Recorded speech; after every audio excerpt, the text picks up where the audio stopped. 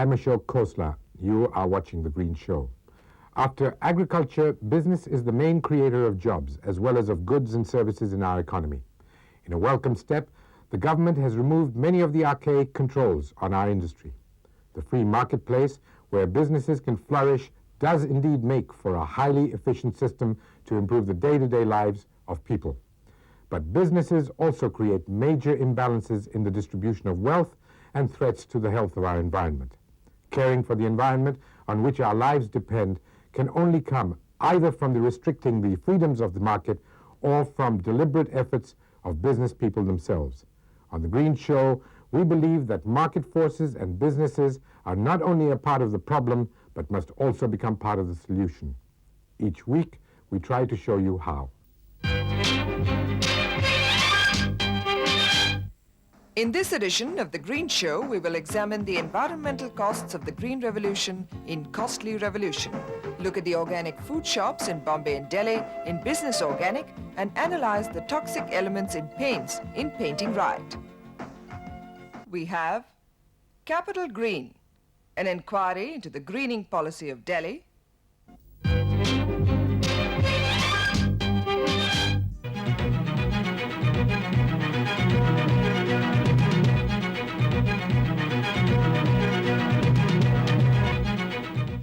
The Green Revolution is supposed by many to have put India on the path to food self-sufficiency. But there are large sections of our country where people still do not get enough to eat. The high-input, mechanized approach of the Green Revolution can leave the poor without adequate purchasing power. This, in turn, can put a ceiling on the distribution of its benefits. Indian agriculture certainly needs to be made more efficient, but the states of Punjab, Haryana, and Western UP, where the Green Revolution started, are now feeling the impacts of a large-scale toxic environmental fallout. Worse, the costs of the energy and chemical inputs are skyrocketing. Does this seeming miracle have the seeds of its own ultimate destruction built into its earlier success? We take you to Punjab to find out.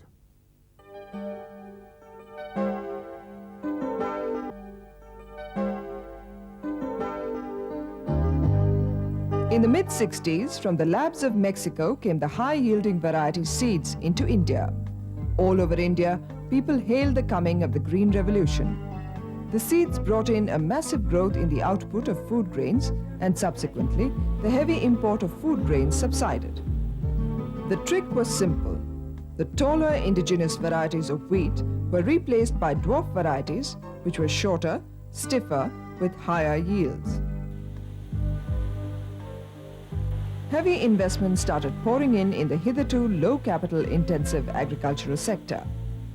Giant agricultural industries sprang up to manufacture and multiply these miracle seeds of rice and wheat. These high-yielding seeds needed a lot of fertilizers and chemical pesticides. Ancillary industries producing fertilizers and pesticides were added to the chain of investments in this sector. Almost 30 years since the Green Revolution was launched in India, the environmental fallout of this agricultural strategy has been telling.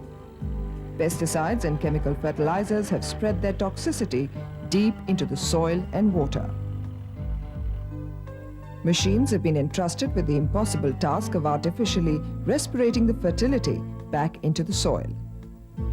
The fertilizer consumption in Punjab, for instance, was 156 kilograms per hectare in 1988 as compared to the all India average of 51 kilograms per hectare. In the initial years of introduction of these high-yielding varieties, we were able to get good yields even with nitrogen application. And with continuous cropping with these high-yielding varieties, then phosphorus deficiency came in. Now zinc deficiency is there, sulfur deficiency is there, manganese deficiency is there. In some pockets we have deficiencies of some other nutrients also. Our food today carries a high degree of pesticides. Some of it is also carcinogenic. Serious health hazards due to pesticide poisoning are not uncommon.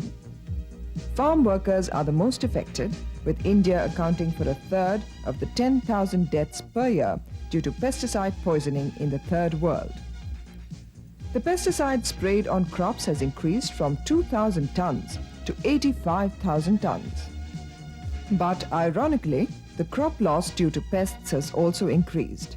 This is so because with intensive pesticide use, both plants and insects have become pesticide resistant.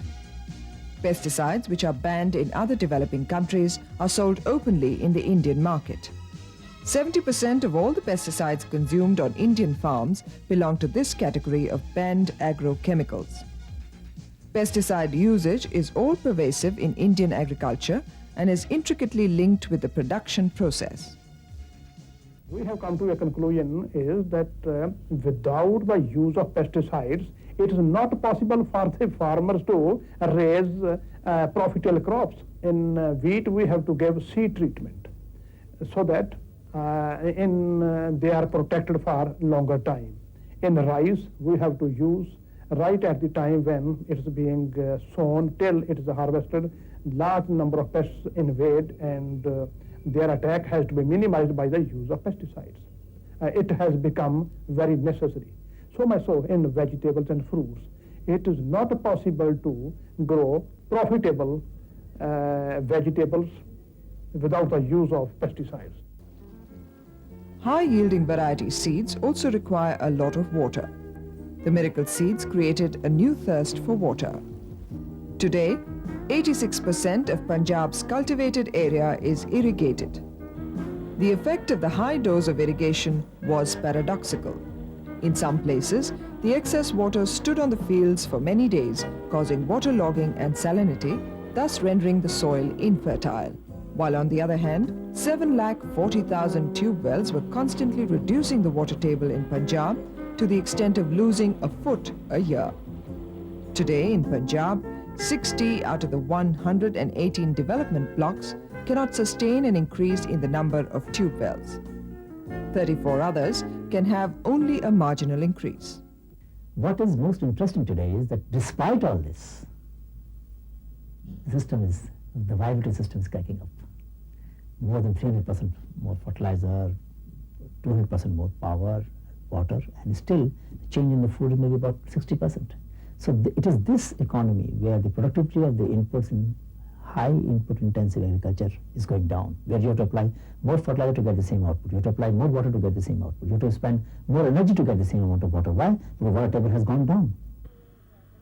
Modern agriculture, with its energy-intensive infrastructure, has an energy input-output ratio of 1:0.5, and in some extreme cases, even 1:0.1.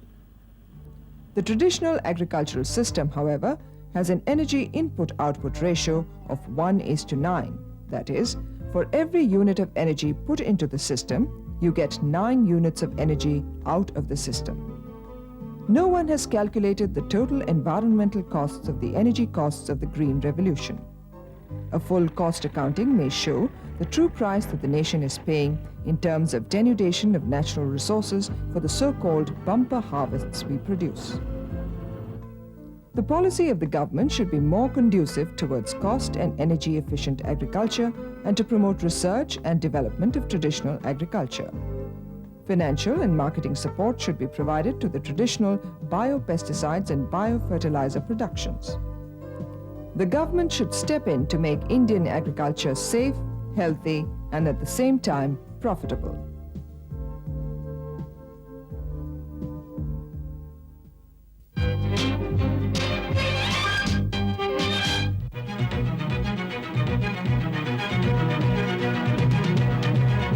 Traditionally, Indian food has been mainly organic and natural. Even today, the villager in many parts of India gets pure and nutritious food as a staple diet, whenever he or she can afford it.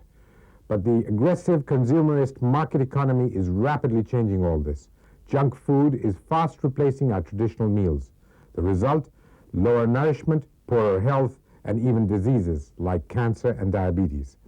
But a counter-revolution is beginning in various places throughout the country. Health-conscious people are demanding organic food, and some small businesses, mainly in urban areas, are responding. Here is what the Green Show discovered in Bombay and Delhi. Growing and selling of organic foods and vegetables is becoming big business in Bombay. Shopping green is in. Big supermarkets, food chains, have opened organic food counters to satiate the growing demand for organic and health food. Foodland, a big supermarket in the upmarket suburban Bombay locality of Juhu, was one of the first to set up an organic food section to cater to Bombay's demand. Fresh organic vegetables are in great demand. Interestingly, the economics of the organic and health food business is enviable, and the market is abound with money-making opportunities. In the heart of the commercial capital lies Kavita Mukhi's health food shop in Malabar Hill. The shop started in October 1990, and after initial years of uncertainty and anxiety, now business is booming.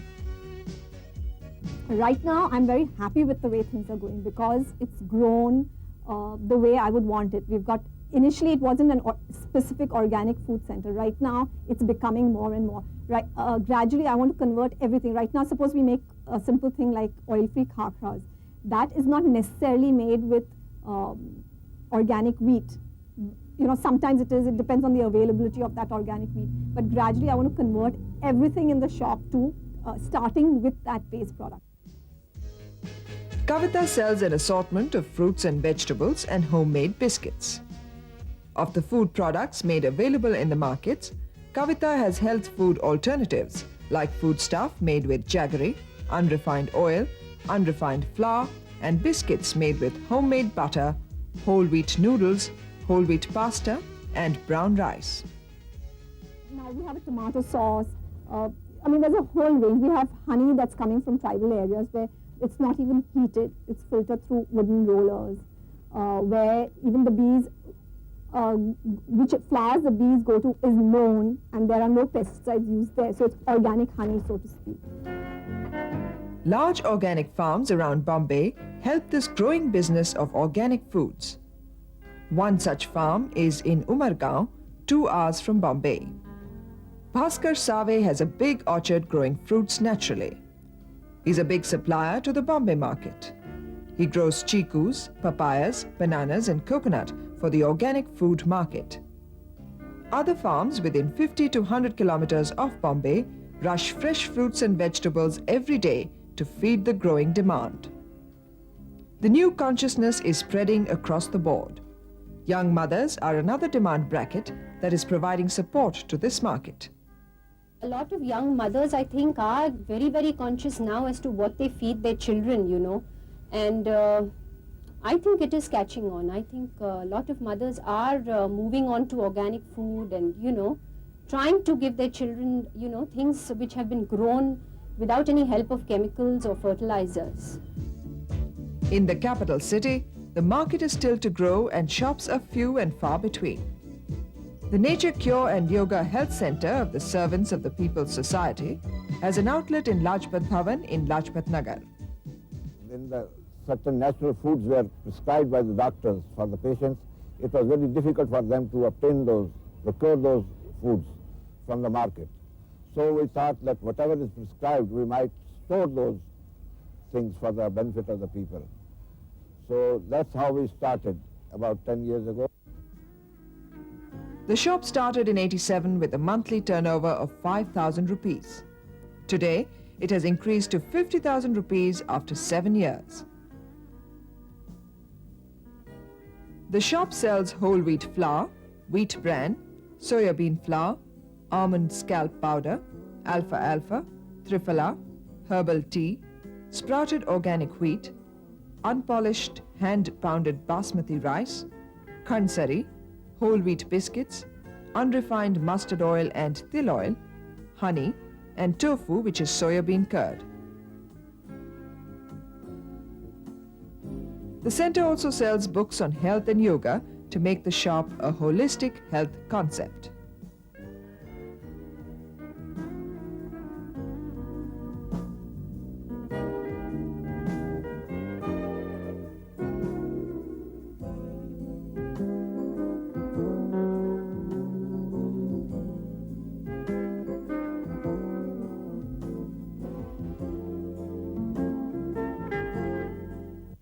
There is an immense market for these foods.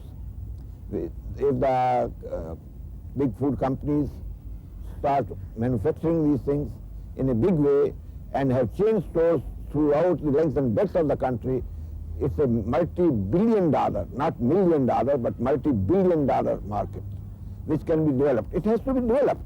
If I sell organic foods, that much less pesticide is put on the land, and it's all part of a beautiful cycle. So it has to grow. There's no other way out. Otherwise, we're all going to crumble and die. You know, if something like this doesn't grow. Surely, selling organic food is part of a larger process to lead a healthy life and also to protect our environment from further pollution and contamination.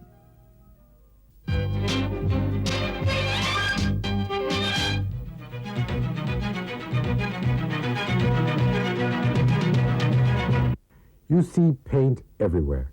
The world would be very colorless without it. But did you know that liquid paints contain a large number of chemicals, many of them toxic to human health? We all have to paint something or other, but the decision on just which color to use has become quite complex. What kind of paint to put on your walls, how you live with it, and what way you get rid of it has a direct impact on your health and the environment. Before you buy the next can of paint, here are some things you should know.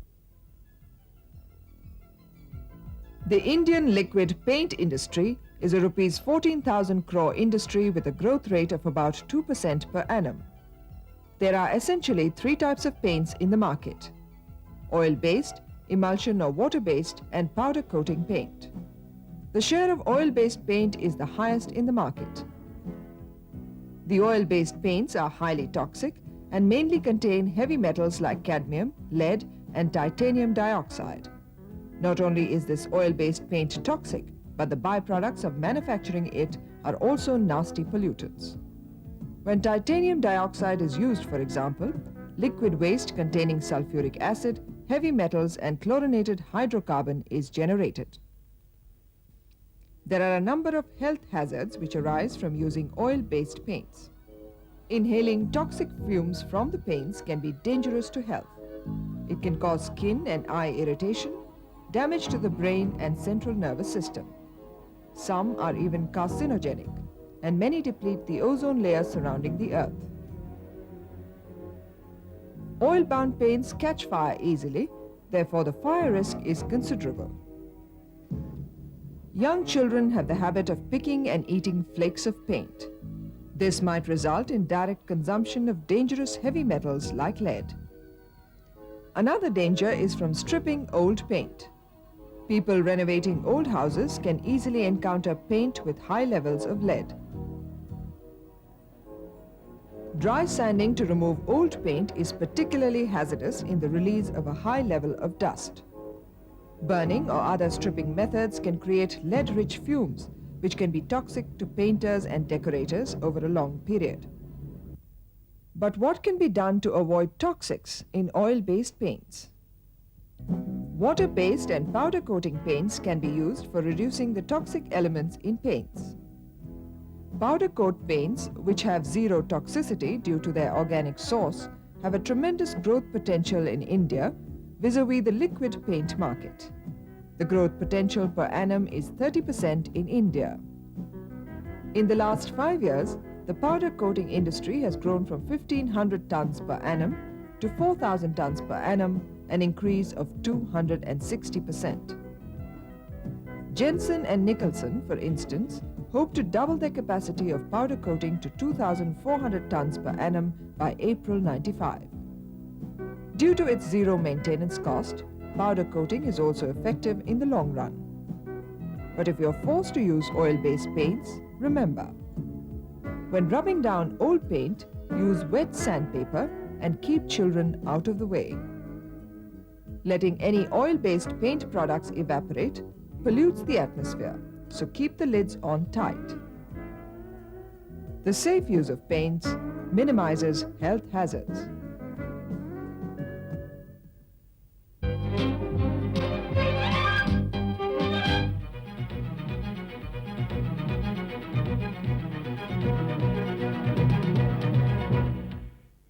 Delhi is rated by the World Health Organization as one of the 5 most polluted cities in the world. And things in the future can only get worse. With the number of vehicles on the capital city's roads exceeding the total in Bombay, Calcutta and Madras put together, the future can only spell disaster. Now the corporate sector is being brought in to try and save Delhi by greening its roadsides.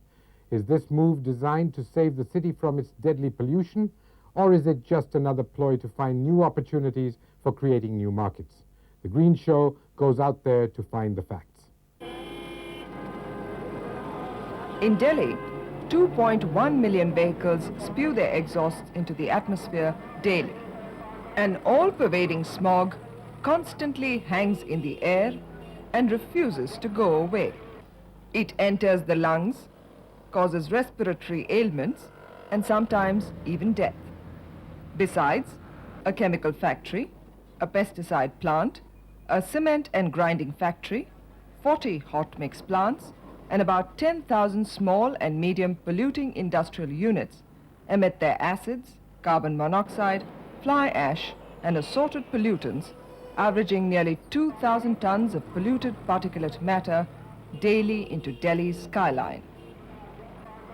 Through this thick layer of toxic substances, Delhi's citizens draw painfully their paltry supplies of oxygen. All this will change soon.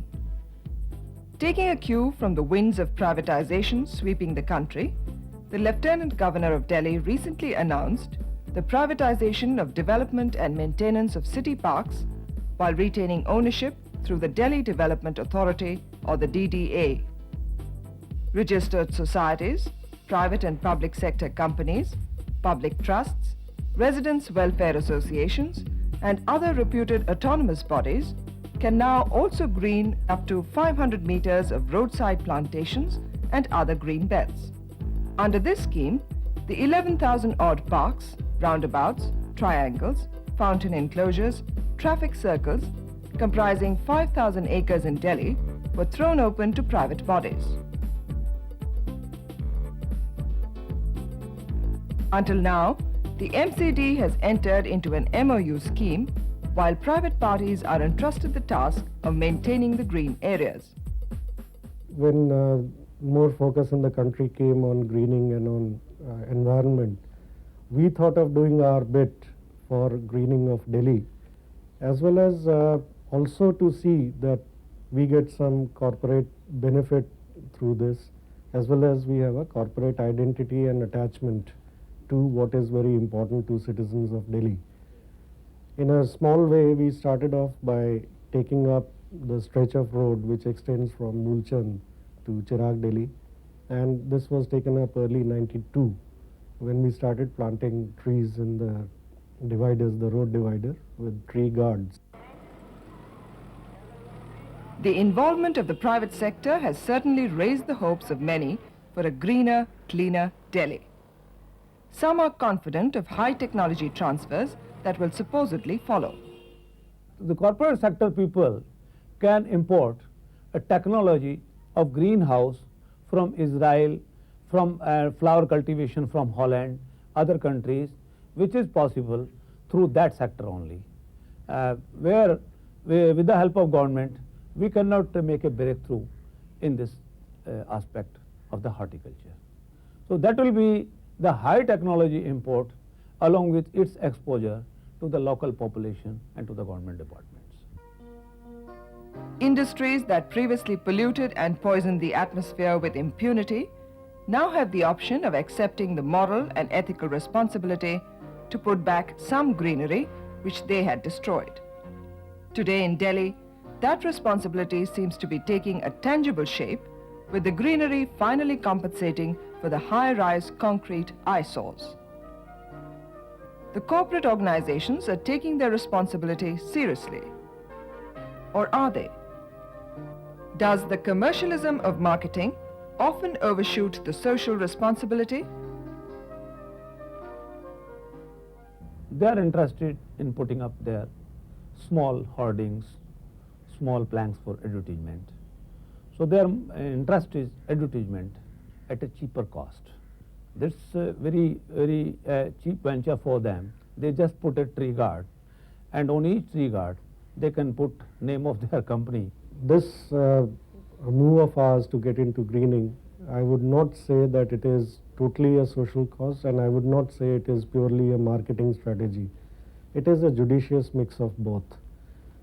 You see, when big corporates like ours, they definitely want to do something for the society. It is something for which we also want to be remembered.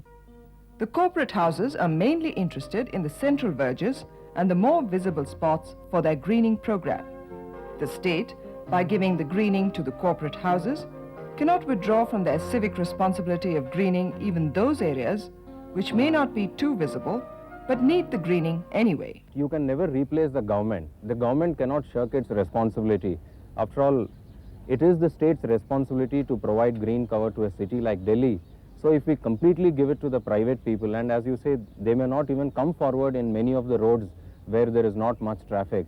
It has been compelled on the government because the PWD, MCD and the NDMC on their part have miserably failed to provide a green cover to Delhi in the last 5 years especially. So the ministry probably was left with no option but to invite the private sector. The capital's corporations have poured in so much concrete into the soil that few trees can grow in these pathetic conditions. So the state has also reached a dead end with ideas on greening. The companies can do a lot, but every citizen has to evolve that feeling within them, whether it's cleaning up garbage or cleaning up their own environment. And you start cleaning up a smaller area, just becomes like a ripple effect. The answer to Delhi's greening finally lies in the hands of the people. People, with the help of the government and corporation, can help the city limp back to its normal breathing rhythm.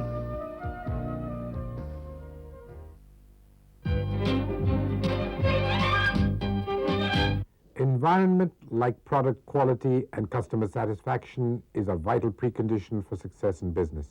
In fact, it is quickly becoming a major source of new opportunities as well. Investors, clients, and the community are looking for businesses that care. Smart companies have already woken up to this fact. For others, it will take some time before they realize the massive environmental and social costs we will have to pay if they don't move with the times. We at The Green Show urge corporate houses not to lie low, but to join us in this quest for alternatives that can coexist with nature.